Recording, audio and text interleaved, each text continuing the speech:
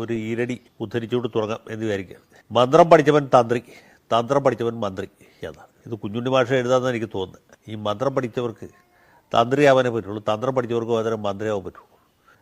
അപ്പോൾ നമ്മുടെ മുരാരി ബാബുവിൻ്റെ കൂടെയും അല്ലെങ്കിൽ പത്മകുമാറിൻ്റെ കൂടെയും ഇനി ശങ്കർദാസിൻ്റെ കൂടെയൊക്കെ ഉണ്ടെന്ന് ശരീരം പുഷ്ടിപ്പെടുത്താനുള്ള അവസരമാണ് പ്രിയപ്പെട്ട തന്ത്രി അദ്ദേഹത്തിന് ഉണ്ടായിട്ടുള്ളത്.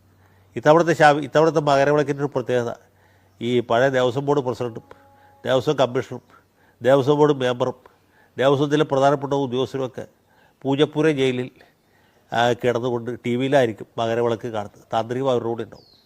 എല്ലാ ദിവസവും അവിയലും തോരനും കാളനും മോരും കൂട്ടി കൊണ്ടിരുന്ന തിരുമേനി ഇനി കുറച്ച് ദിവസം ഗോതമ്പൂട്ട കഴിച്ചു നോക്കട്ടെ, അതിൻ്റെ സ്വാദം എങ്ങനെയുണ്ടെന്ന് അറിയാലോ.